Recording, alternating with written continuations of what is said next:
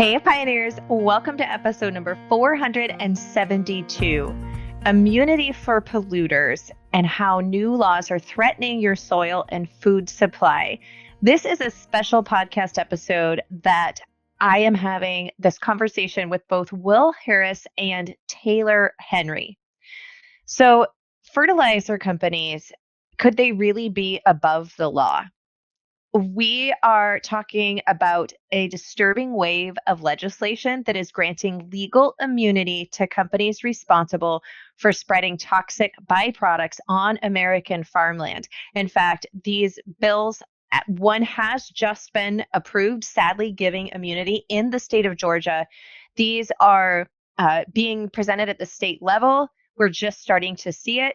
However, most likely when one state does it, unfortunately, you'll start to see more and more states follow. So you're going to learn the truth behind these bills, who's pushing them, real world consequences for homesteaders, backyard gardeners, even larger farmers, how this can have effects on our soil, our water, food security, as well as options that we can do. So today's episode, as I said, is a special one where we're talking directly with Will Harris of White Oak Pastures. I know many of you are familiar with Will. He has been a fight in regenerative agriculture with his farm. You'll hear more about that. And also Taylor Henry. So the more people that we can get talking about this and getting awareness out there, the better chance that we have of fighting it, or at least having people even just aware that this is happening and going on. Taylor Henry is the CEO and owner of Acres USA, which there's the Acres USA podcast that dives into the world of production scale organic and regenerative farming. For over 50 years, Acres USA has been the go-to resource for farmers, ranchers, and market gardeners, showing them how to grow food profitably and sustainably while honoring the rhythms of nature. Taylor also has a 200-acre regenerative farm. And so we really wanted to get this out to as many people as possible. Of course, I am advocate for homesteading and small farm, but no matter what scale we're looking to raise food at, it is important that we're aware of the things that are going on and trying to use, in my opinion, of course, and if you're listening to this, probably yours, the most regenerative practices possible. And so this is a really important episode, very important for us to be talking about, just for us to have awareness about, of knowing what's going on at a legislation level in states. And we will have the show notes for this if you want to check out some of the different links and different resources at melissaknorris.com/472, just the number 472, because this is episode number 472.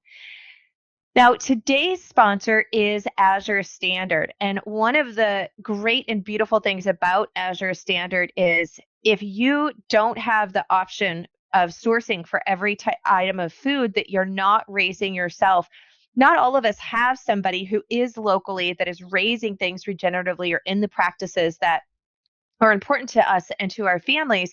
Of course, if you do, highly encourage you to develop those relationships within your community, get to know your farmer, get to talk to the people that are providing food, and making sure that you're supporting them when they are using the practices that you are comfortable supporting. And I'm saying that because obviously all of us have slightly different levels of things, that you might be okay with and are important to you. So for example, we get local raw milk. She's not certified organic, but I know the practices that she uses. And so I am extremely happy to have a raw milk source just about 15 miles away from our house that I can support. But there's also items that I don't have a local farmer that I can get them from. And we're not producing ourselves, though we do produce a lot of our own food. So having a company like Azure Standard that I know that their ethics are at that high standard and the same ethics that I hold near and dear for my family. So what they're not growing themselves, they do grow a lot in Oregon at the Azure farm. They are partnering with other small farms and other small communities to be able to have those food sources and products available from Azure Standard but they will discontinue. And oftentimes you'll see that. Like, I'll go on their website to purchase something and it will say discontinued. This product is sold to a larger company. Like, I can't remember when Annie's was bought. I'm probably going to missay this, but I think it was bought by a larger food corporation like Pepsi or something like that. Like, they'll acquire the health brands. And once that happens, you don't know if they're going to change formulas, that type of thing. And so Azure will be like, we're not going to carry them anymore. And I actually really appreciate that, because we're all really busy. I'm just like you guys. I don't always have time to do the updated, to find out, has this company changed its formula? Have they changed their growing practices? Were they acquired by a larger national big company that doesn't use usually the ethics in their food that I want for myself and my family? And so Azure does that work for me. And it is a place where I can go and get all the other things that I need that we're not producing ourselves at really good prices, and is still supporting smaller, independently, naturally regenerative agricultural companies, which is really important to me. And I have a coupon code for you guys. It is Melissa15, and that gets you 15% off your first time order through Azure Standard of $100 or more. So for those sources that you don't have already, I highly recommend looking at Azure Standard as a place to fill them. Okay, let's get into this episode. All right. Well, Will, we've been looking forward to talking about this subject with you, bringing light to it. I think a lot of people really aren't aware of what's going on. But before we fully dive into it, just a little bit of context for those, and I'm sure it's a small amount of folks, but for those who might not be familiar with you, can you just give us a brief background about your story and White Oak Pastures? I'm Will Harris. I'm the fourth generation of my family to own and operate White Oak Pastures, ably assisted by two adult daughters and their spouses. We raise cows, hogs, sheep, goats, rabbits, poultry, process them, and market it. It's White Oak Pastures. Yeah, and an incredible place. But you left out one of the most important parts. And that's from your transition from conventional to regenerative agriculture, which I feel like you guys are kind of been a pioneer of seeing somebody go from completely conventional to a regenerative agriculture practice.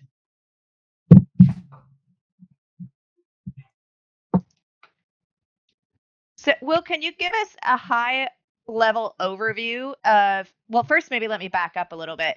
We're seeing some bills come through right now at the state level, and I believe your state is one of the first ones to actually pass these bills on with regards to fertilizer companies and immunity. So can you share a little bit about what you're seeing and what's going on with that?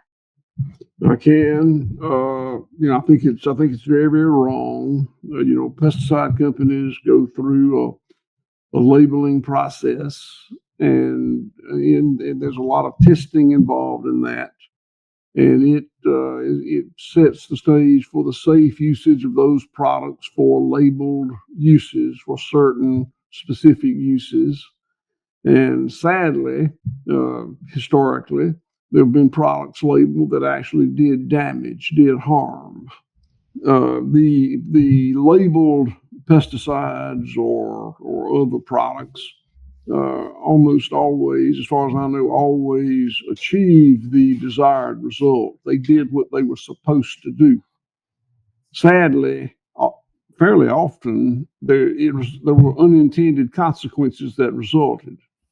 And sometimes those unintended consequences did economic damage to the farmer who was using it, or maybe others who were in the surrounding area.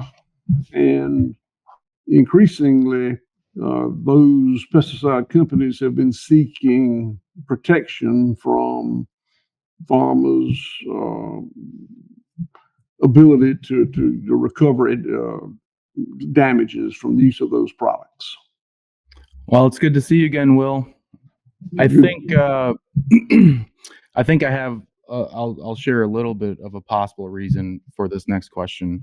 But my question is, why do you think that you were seeing these laws pop up now? So we recently interviewed a person We haven't released the podcast yet, but he's one of the leading witnesses on the other side of the Monsanto trials. So anyone who's been suing Monsanto for liability with cancer and herbicide, or whatever you want to call Roundup use, this guy is one of the lead witnesses for the victims or the people who are doing the suing. So he's been in this world for a long time. His thought is that right now the pesticide, they're connecting the dots between pesticides and Parkinson's, and they're about to open up the ability to do the same thing they've done with Roundup and cancer with these pesticides and Parkinson's disease. But what is your perspective on why you think that these laws are popping up now, and who do you think's pushing them, and what's the reason behind them? Well, I think it's just the economic result of these pesticide companies having made huge lawsuits found against them, and the fact that increasingly there's more and more of it, more and more research showing what's happening is it's just protection. They're trying to find protection from being held responsible for damages that they've created. Yeah, I think for me at least, I look at when someone is seeking immunity, you don't generally seek immunity unless you know, at least in my opinion, that there's a high probability that your product does in fact cause harm, and there's going to be some repercussions. I mean, why else would you seek immunity? So it almost feels like I know, like they're raising their hand and saying like, oh, we're guilty, but we're going to try to go for the immunity so that we don't have to be held accountable for anything. I'm not a lawyer, but I certainly find it indefensible. These companies have profited millions, billions of dollars producing these products that do harm. Side means kill. We're talking about pesticide. Side means kill. Homicide is kill people. Pesticide is kill pests, whether it's nematicide for nematodes, insecticide for insects, herbicide for plants, on and on. And these companies have made incredible amounts of money formulating these poisons that allow farmers to operate monocultures.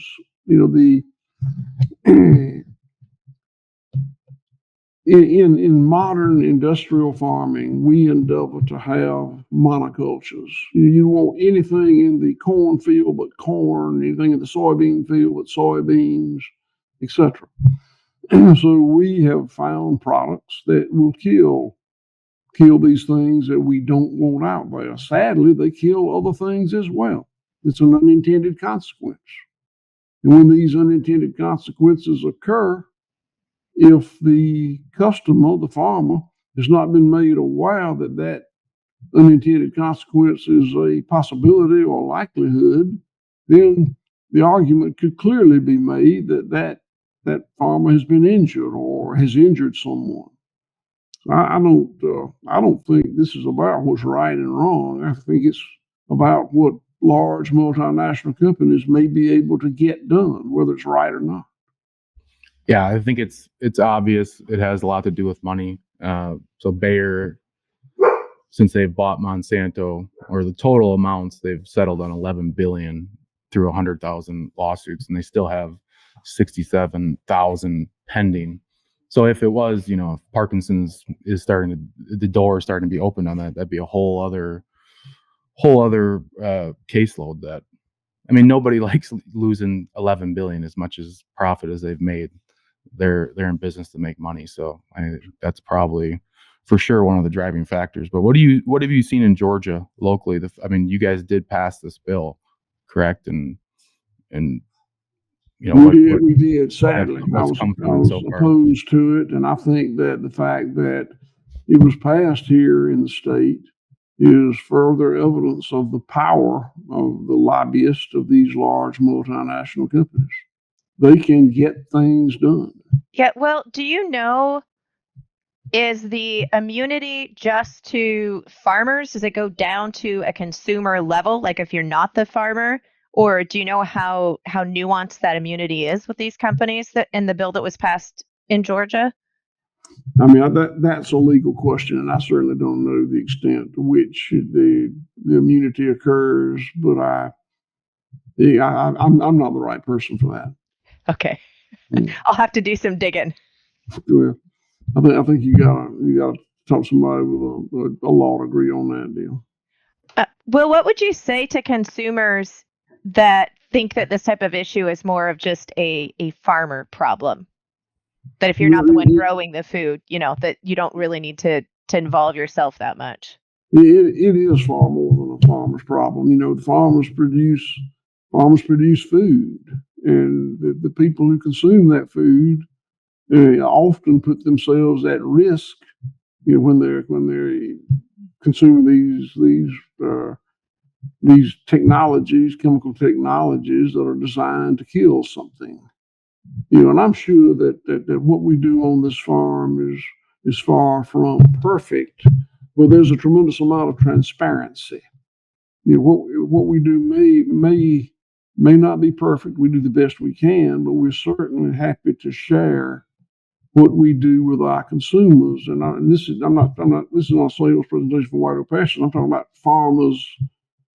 farmers like us who operate outside the commodity market. There was a time when the local butcher, tried hard to have the best meat he could have, and he did that not just out of a sense of pride, but because he could get a premium for it. And premiums make the cash register ring. So he would try to source his pigs and cattle and sheep and goats from the best farmer in his community. And it pushed, everyone was trying to achieve a higher level, and it pushed the quality of the product and the production system up and up and up. When we created a commodity system, we set minimum standards for people to meet, people who were selling products to meet. And at that time, it became a race to the bottom. Let's just see how cheaply we can produce it. Just meet the minimum, not put as much quality as we can in the product, but to produce something that is marketable, meets the minimum standards, as cheaply as possible. And I think that's the system we've been under for at least since World War II, maybe before that, but certainly since World War II. And I think that it has great costs. And I think that we're feeling those great costs as a society. So we've had a couple situations lately where they're cloaked as nonprofits, but they're trying to buy ad space with the magazine and online, and essentially it's a nonprofit campaign to educate people about the positivity of glyphosate. So, and their reasoning behind it is, if you were to take all of this away, it's the old adage of how are we going to feed the world, essentially. And so you have these huge commodity growers, huge farms that supply a lot of food in theory. But can you comment a little bit? And by the way, we turned these advertisements away. They literally hid the advertisement until it was time for them to submit it. And then we're like, whoa, absolutely not. So they're smart about it. But do you want to talk about I'll come from the perspective of a little bit of a large scale producer. I know Melissa will probably talk a little bit more about the homesteading, but for the large scale producers kind of stuck in this endless cycle, what is, I guess, a piece of advice for them to break it, to get away from it, to not have to use it as much? And when we talk about these large scale operations, it's not as easy just to cut it off. We're a drug sick soil. Like, you would not have good success if you just quit using the chemicals, but you guys have obviously done it. What's your piece of advice for some of these other growers that are maybe looking to get away from it? Well, the advice I would give is not encouraging. The fact is, you cannot give up the tools that take cost out of production and then sell into the commodity market. Economically, it won't work.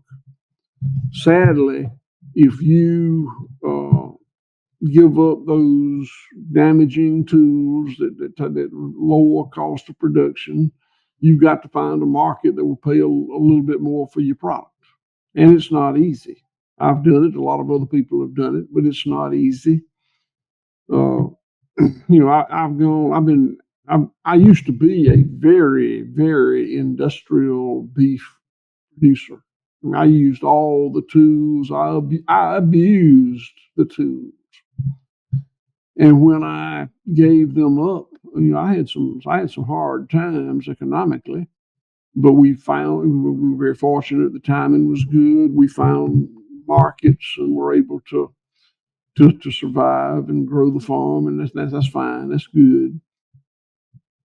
But it's necessary to make a lot of changes. You can't just change the way you're going to grow it in the field. You've got to change the way you process it, the way you market it. And I'm not trying to talk people out of doing it, but I am trying to set the stage for reality. It's the right thing to do, but it's not necessarily easy to do it because it involves a lot of changes in every aspect of production, processing, marketing.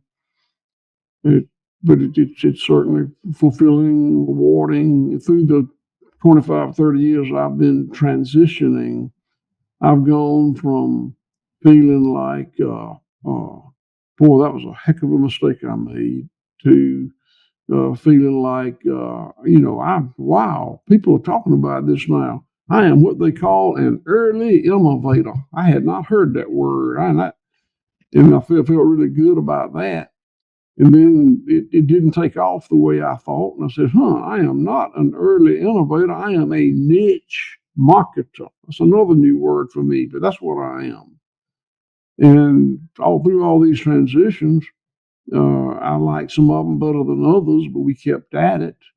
And now it's working, and I still don't know what's going to happen. And I got to say that I feel better about the conversation than I have since I started. We were invited to go to Washington a couple of weeks ago, my daughters and I, and we went for the Make America Healthy Again kind of a deal. And I thought there would be a lot of farmers there, and if there were, they weren't dressed like farmers. I looked like a farmer, and whoever else was there, I didn't see them. But I hope there were some others there, and I hope that this catches traction. But I'm certainly I'm encouraged, but not exuberant. Yeah, I think, Taylor, to your point, I really do believe that homestead and much smaller farmers, farmsteads, if you will, really not even to scale of what I would honestly call a farmer, which is where I put myself. My herd is I have 30 head of cattle, right? It's a little tiny. But I think that we almost do have an advantage when you are that small scale, because I think it's a little easier to transition from things. We also have the disadvantage where I do have to sell direct to consumer because I don't have enough profit margin because I'm not doing it to scale. But on the other side, I can pivot much easier. I think so. I think there's kind of pros and cons. To the farming when you're doing it for profit, or when you're doing it to a customer, be that a wholesale customer or direct to consumer. And I'm hopeful, Will, as more and more education gets out, and there's always those first people who, like you said, early innovator. And I think you are an early innovator for sure in this, and especially with the size of your guys' farm and operation, to innovate from that conventional model to doing the regenerative agriculture. But there's going to have to be a huge shift, and that's going to be uncomfortable, and it's not always going to be easy financially. I think we're seeing that as a whole in our country right now, definitely within our food system, but even within talking about things that are happening at the time of this recording, even with tariffs, right? Like, there is going to be some uncomfortable financial things for everybody. But when we look at that ultimate end goal, and not to be political, but sometimes I have to say this in my own life, I've had to do some really hard things that really were quite painful in the moment, and they just sucked. but that end goal was worth it. But I had to stay invested for that amount of time in order to get there. And I kind of feel like that's where we're at right now, is looking, is are there enough people willing to get into that hard spot to get to that return? Yeah. Well, this is not what you were talking, not what you brought up. Let's talk just a minute about scale, because I know that's discussed a lot. Yeah. And I know you represent the homestead kind of an operation, and our operation is not that. And when we have people that come here to learn about homesteading, I'm very candid with them. I don't think I can show you how to do that. I'm an advocate for it, but I don't think I'm good at that. And our evolution, you know this, but I was a very industrial farmer, very industrial, uber industrial. I made the decision to move away from that, and I ran into a problem with processing. I couldn't get enough animals processed to make my business work economically. So I struggled very, very hard to not build a processing plant. I tried a lot of options. I tried a lot of things because I didn't want one, but ultimately I literally had to build a processing plant if I was going to continue to operate my farm the way I thought I was supposed to. So I did, and that involved borrowing money for the first time for me, and it was a lot of it. So I found myself operating at this volume level without really making that decision. I mean, I sort of backed into it. When I made the decision to change the way I operate this farm, I wish I'd been smart enough to consider rescaling it down. But I didn't. All my life, it had been bigger, bigger, bigger. So when I changed my direction, I didn't think about not going bigger, bigger, bigger. And it was not the right thing to do, but it's what I did. So I have great respect for homesteading size farmers. I think it's wonderful. I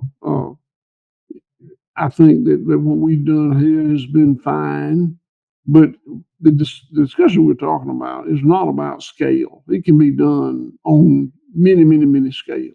That's the point I'm making here. This is about how you choose to do it and what tools you choose to use. Yeah, and I would say to comment on what Melissa said, it if you are lucky enough to get started now, it's much easier to never use these things than the folks that have been using them for years and years. It's what I always like to tell people too, is just have some grace for your fellow farmers that have been beaten up over the years. Not to say that maybe they shouldn't rethink about what they're doing, but it is easier to get into it and not start using these things than it is to get off of them. That's a very good point. I live on a purely agrarian area. You've been here, and all of my friends and neighbors and relatives are farmers, and they're all large industrial farmers. And the crops we raise here are corn, cotton, and peanuts. And all of my friends who are farmers own a cotton picker. And a cotton picker costs $1.4 million. I did not. It'll do a darn thing but pick cotton. That's all it'll do. And they own an interest in the cotton gin. Mm-hmm. And they own an interest in the cotton warehouse. And they own peanut pickers and an interest in the peanut shelling plant. They own an interest in the grain elevator. These are large farmers that have vertically integrated themselves to survive. And they can't just say, I don't think I'm going to raise corn, cotton, and peanuts anymore. Their financial obligation to being producers of those commodities is not something they can walk away from. So that I'm supporting your comment, Taylor, that the people who come here to seek training, we've got a nonprofit, a 501c3. We put on training sessions. People come here, and almost never are they invested commodity farmers. They're almost always people who are getting into this, inherited some land somewhere, and you're looking for a way to operate in this side of the food production system. Yeah. I appreciate the talk about grace there too. I think it's really easy to want to get on a soapbox or a high horse sometimes, instead of looking at, how can we get along with everybody, be respectful in getting our points across, not saying to, to just, kind of like bow down to something, like standing firm in what you believe in, but also extending grace. I mean, at the end of the day, we're all humans, and everybody is trying to survive. Especially when in regards to farmers. I don't have much grace for pesticide companies. I'll say that. Well, Yeah, they're not on the same team. We're on the same team Right, with farmers, yeah. but not the Yes. and I admit that I've been a little too vocal in being critical of my commodity farming friends and neighbors and relatives, and I should have done that differently. So I felt, and many times I have felt as though I was being attacked or criticized, and my response to that was attack back or criticize back. Mm-hmm. And in retrospect, I probably shouldn't have done as much of that as I've done. I can't unring that bell, but these farmers are not my enemies, and they're good people. These commodity farmers are farming the way their daddy did, their granddaddy did. It's what they learned at the land grant university, Auburn, University of Georgia, University of Florida. It's what the county agent just told them to do. It's certainly what the guy selling the pesticide or the fertilizer is telling them to do. So they're playing by the rules that they were presented with, and there's what I do is just very different, and I've probably been overly critical. I'm curious. Sorry. I will say, I'm not apologizing for it. I'm just acknowledging it. Yeah, I would say if there's one person who probably could be critical, it's you, because I think a lot of the time is just time in the game. And when people first learn about this, myself included, when I first learned about it, you get all excited, and then you start looking over at other fields or other neighbors, and you kind of stick your nose up in the air and criticize those types of farmers. But I realized that, like, once I took my lumps, as far as you lose some money on a herd of cattle, or realize that maybe you don't have it all figured out just because you read a few books. And all right, so these guys, they've done all this, they've been here for a long time, and to extend that grace. But I think that's our challenge too, with organizations like Melissa, Will, your nonprofit, and ours, is to educate and provide the education, because a lot of it is, I don't know if our industry has done good enough to give these people a reason to make the switch, show them the economic model that makes sense, and show them the path for them to do it. Because they are, I mean, most of the time you're just listening to their seed salesman or their chemical salesman, or you have some fancy university staff come out. So it's up to us to show the way, and that's why people like Will are so important, because you've created a real generational type business, not only for you guys but your community too.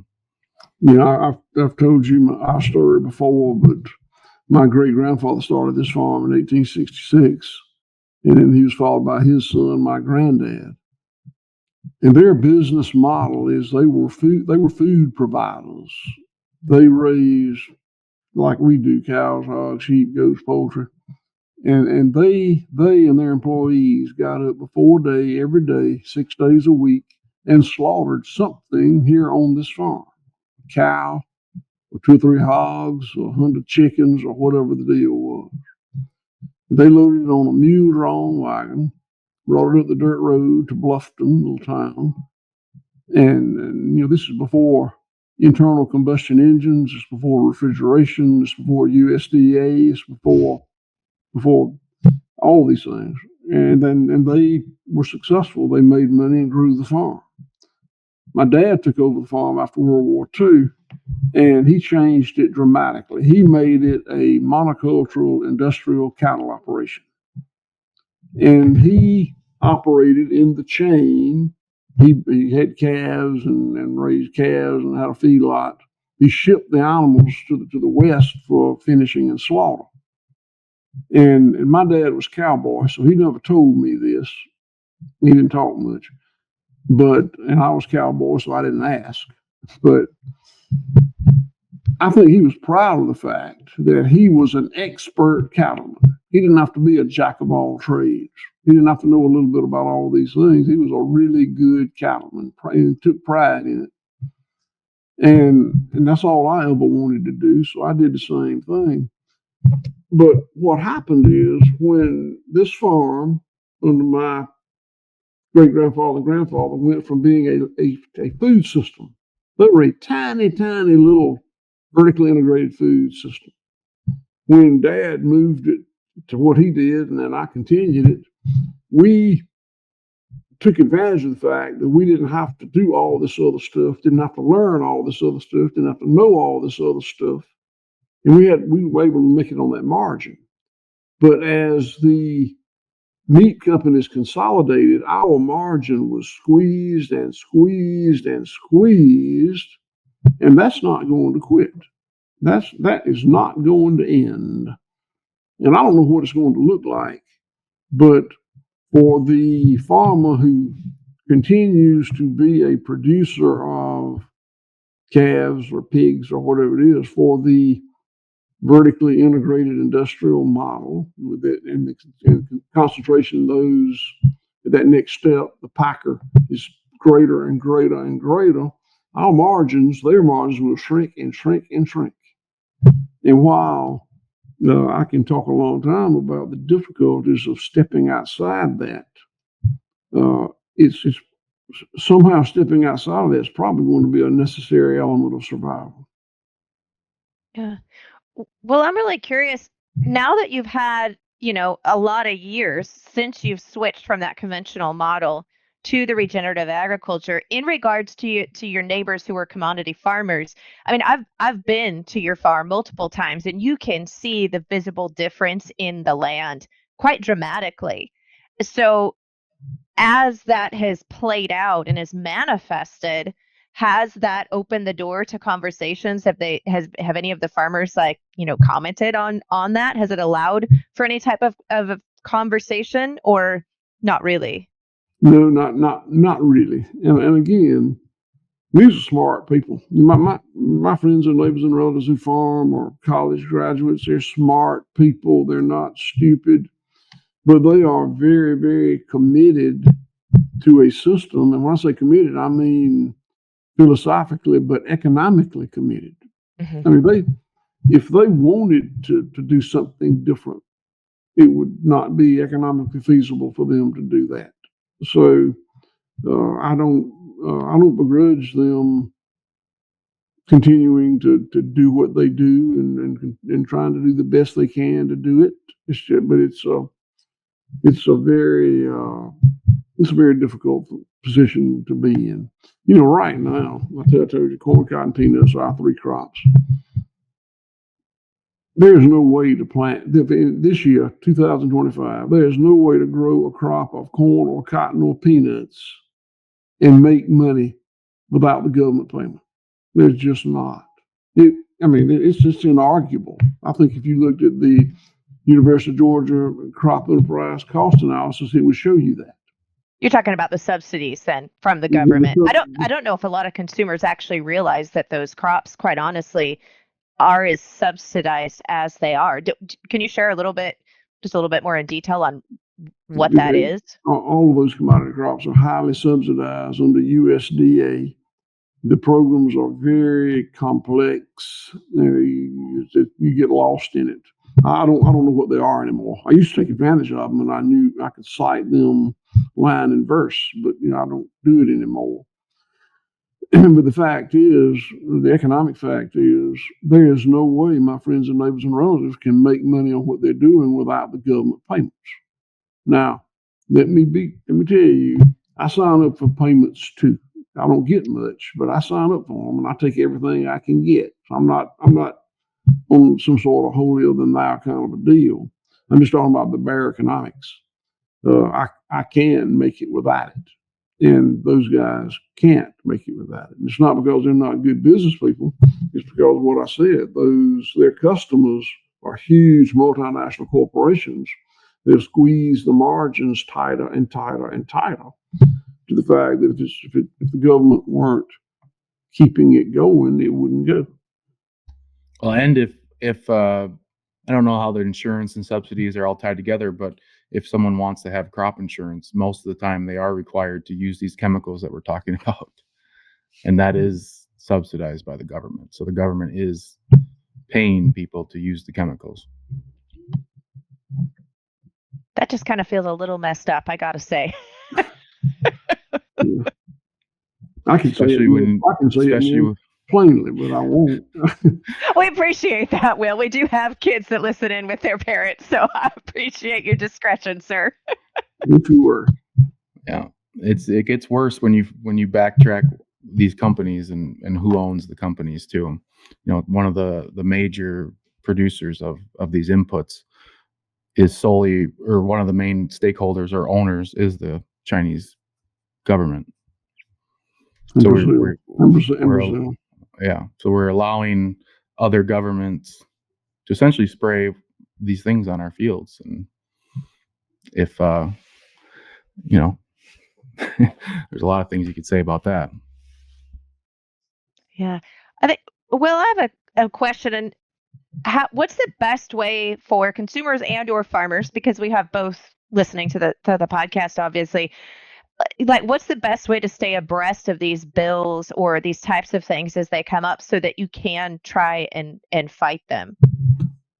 Well, if you're online, there's more stuff than I can read coming out there. You know, if I'm not informed, it's not because the information wasn't available to me. It was because I wasn't smart enough to assimilate all of it. I don't think it's a lack of information so much of it as consumers are so bombarded with news and information that you just can't absorb it all. You got to be careful what you read. There are billboards advocating for Roundup, out here on the highway. And Taylor, you said that you've been contacted by people that want you to advertise for them. So there's the messaging from Big Ag is incredibly well, and Big Food is incredibly well done. I mean, they're geniuses. They paint a beautiful picture, and consumers are so busy and so inundated with information that it's just hard for people to keep up. We have a lot of visitors here on the farm, and intentionally we bait them up. We feed them and sleep them and whatever we have to do to get them to come here. And I talk to them, not a lot, but some. And it's really surprising to me how uninformed, really smart, sophisticated consumers can be. And it's not that they're not smart people. It's just that the messaging from Big Ag, Big Food, Big Tech is so compelling. But we do live in an age where it's easier to spread information. So there's a positive. Anyone can have their own publishing or own type of information center. So we are at an advantage there where it's easier to get that information around and allow people to consume it in different ways. But I'm not bragging, but I personally know a guy that owns a big publishing company. Yeah, I don't know if you can call it big. Big, yeah. I guess big for our world, yeah. Yeah. So what would you say, really, that education, no matter if you're, a farmer, consumer, or whatnot, but really just sharing and educating people about it is probably one of the most important roles that we can all take, no matter where we're at?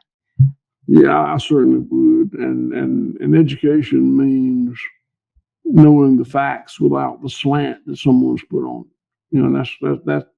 That's what the people that I compete against, that's what they're just so good at.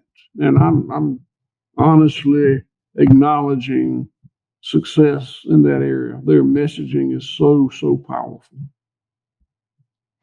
Well, it's an easy one. I mean, it's been forever. You got to save the world. We got to feed the world.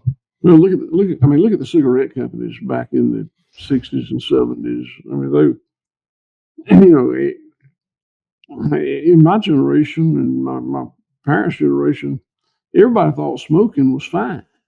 I mean, if the only wrong with smoking is what it costs to smoke cigarettes, they didn't cost much. And and the tobacco companies knew for a long, long time what the harms of smoking in tobacco was, but they didn't let the word get out, and they spun it and did a great job with it. And I think that's what we have. I think that's what we have today. Yeah, I think you're right. It's a lot of slick marketing for profit. Yeah. I'll say too, Will does a great job of this, but you know, if you're a homesteader or whatever level you're at, if you have a farm, the easiest way to educate someone is to bring them out there and show them the difference. Because you can probably usually turn around and look 180 somewhere and show a different example. You know, like I'm always proud to say I've transitioned, you know, a couple vegans into eating meat again because they had bought the beef as we're killing the world because of cattle. But when they come out and we show them exactly how we're grazing, it's pretty easy to explain. Well, that's a great example. We have a scientific study that was done called an LCA, life cycle assessment. It's on our website. A customer paid for it to be done on this farm. I couldn't have afforded to pay for it, but it shows that that on my farm, our cattle sequester 3.5 pounds of carbon for every pound of beef I sell. I mean, I didn't pay for that scientific work, and those guys were environmental scientists from Illinois or somewhere. They weren't down here to do me any favors, but they found that to be true on my farm. But the marketing has it that cows are destroying the planet.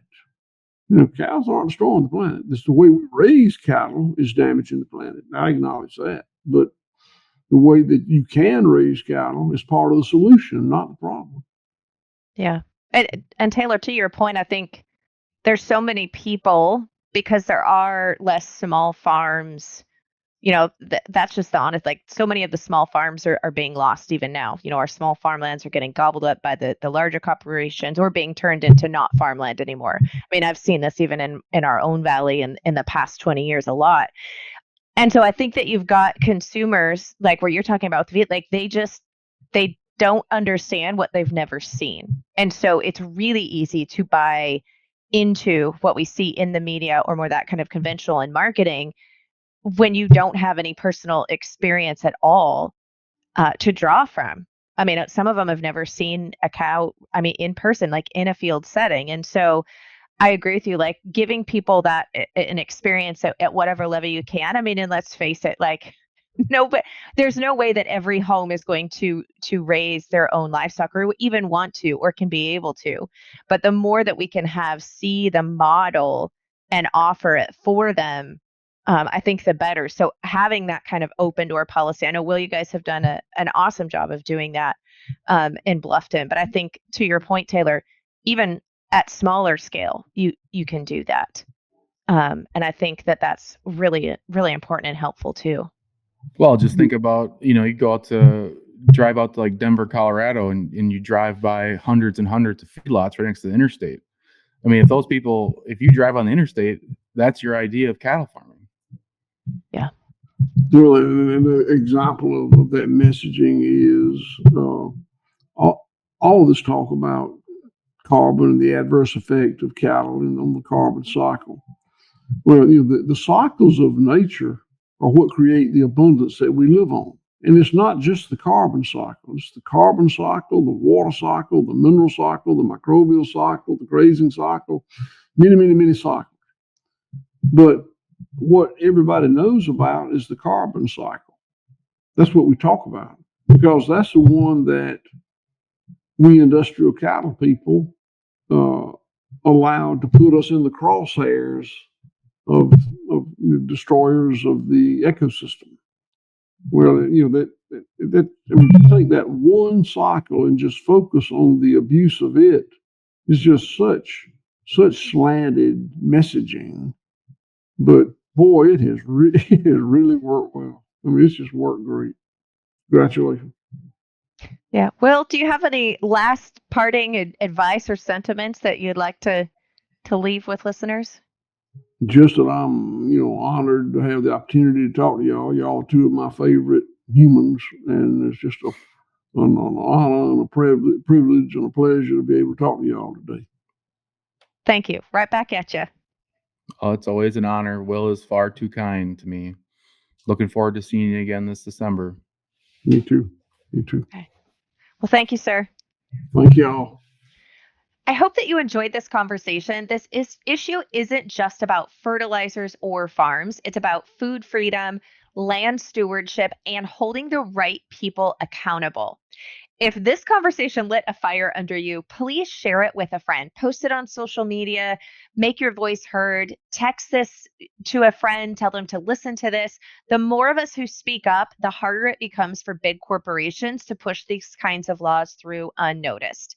You'll find all of the resources and links we mentioned over at mostcanorous.com/472. And as always, thank you for being a part of the Pioneering Today community. Let's keep building a food system that honors the land, the people, and the generations to come. Blessings in mason jars for now, my friends.